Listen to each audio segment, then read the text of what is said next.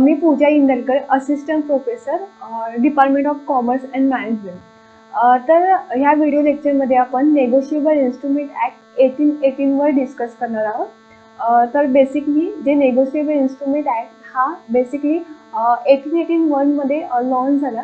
त्याच्यामध्ये की on credit financial transaction regarding different types of provisions mention आहेत. On credit financial transaction म्हणजे की जेव्हा आपण उधारीवरचे ट्रान्झॅक्शन असे म्हणतो, जेव्हा बायर आणि सेलर एखादा ट्रान्झॅक्शन करतात आणि बायर इमिडिएटली कॅश ही सेलरला पे करू शकत नाही. आफ्टर काही मंथ्स नंतर किंवा फ्युचर डेटमध्ये जेव्हा बायर सेलरला अमाऊंट पे करतो त्याला आपण म्हणतो की ऑन क्रेडिट ट्रान्झॅक्शन. ओके. तर बेसिकली जेव्हा बायर आणि सेलरमध्ये ऑन क्रेडिट ट्रान्झॅक्शन्स होतात तेव्हा ते different types of instrument use करतात, like bill of exchange, promissory notes as well as check.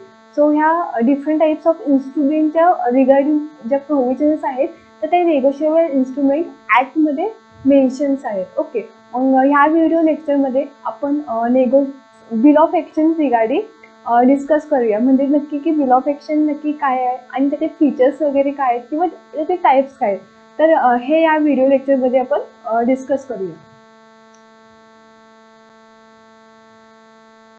तर बेसिकली बिल ऑफ एक्सचेंज हे एक नेगोशिएबल इन्स्ट्रुमेंट ॲज वेल एज फायनान्शियल इन्स्ट्रुमेंट आहेत की ज्याचा यूज करून आपण ऑन क्रेडिट ट्रान्झॅक्शन्स करू शकतो. तर बेसिकली जेव्हा बायर आणि सेलर काहीतरी ट्रान्झॅक्शन्स करतात आणि जेव्हा बायर इमिडिएटली कॅश पे करू शकत नाही सेलरला, सो अशा वेळी तो बिल ऑफ एक्सचेंजचा यूज करतो. ओके. तर बिल ऑफ एक्सचेंज म्हणजे काय, तर बिल ऑफ एक्सचेंजमध्ये बेसिकली 3 पार्टीज असतात. एक म्हणजे ड्रॉवर, ड्रॉवी अँड पेई. ओके. तर फर्स्टली जो सेलर असतो त्याला आपण ड्रॉवर असं काउंट करतो, जो बायर असतो तो ॲज अ ड्रॉवी म्हणून काउंट करतो आणि ज्याला पैसे रिसीव्ह होतात तो ॲज अ पेई म्हणून काउंट होतो. तर बेसिकली बिल ऑफ एक्सचेंजच्या केसमध्ये सेलर बेसिकली बिल हा ड्रॉ करतो आणि बायर जो आहे तो बिल एक्सेप्ट करतो. विदाऊट बायर्स एक्सेप्टन्स शिवाय हे बिल ऑफ एक्सचेंज चं ट्रान्झॅक्शन पॉसिबल होऊ शकत नाही. सो जेव्हा बायर हा बिल ऑफ एक्सचेंज एक्सेप्ट करतो तेव्हा तो साईन करतो आणि नंतर पुन्हा ते बिल ॲज अ पुन्हा सेलरला सेंड करतो. ओके. आणि सेलर मग काही बिल ऑफ एक्सचेंजचं जसं म्हटलं तर टाईम पिरियड हा 3 मंथ्स असतो. सो आफ्टर 3 मंथ्स सेलरला हे पेमेंट रिसीव्ह होते. तर ह्याच्या बिल ऑफ एक्सचेंजच्या केसमध्ये तर इंडॉर्सी पण पॉसिबल आहे की जर सपोज सेलरचा कोणी इंडॉर्स पर्सन असेल तर तो ॲज अ सेलर तो बिल त्याच्या क्रेडिटर्सला देऊ शकतो. तर त्या क्रेडिटर्सला आपण एन्डॉर्सी असं म्हणतो. ओके. तर तो bill after due date, bill of एक्सचेंजच्या ड्यू डेट नंतर तो मनी रिसीव्ह करू शकतो आणि ज्याला पैसे रिसीव्ह होतात त्याला as a holder in due course आपण बिल ऑफ एक्सचेंजच्या केसमध्ये म्हणतो. तर types of bill of exchange तर त्याच्यामध्ये 2 टाईप आहेत. 2 types are there. First one is a demand bill of exchange and second one is a term bill of exchange. Okay.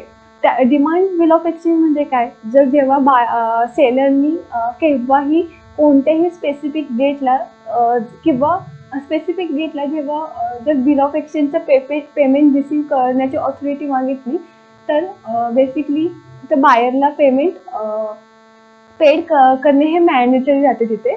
आणि term bill of exchange म्हणजे काय, जर in case सेलरने एखादी particular date तिथं mention केली तर बायरला त्या पर्टिक्युलर डेटला पेमेंट करणे हे मॅन्डेटरी राहते.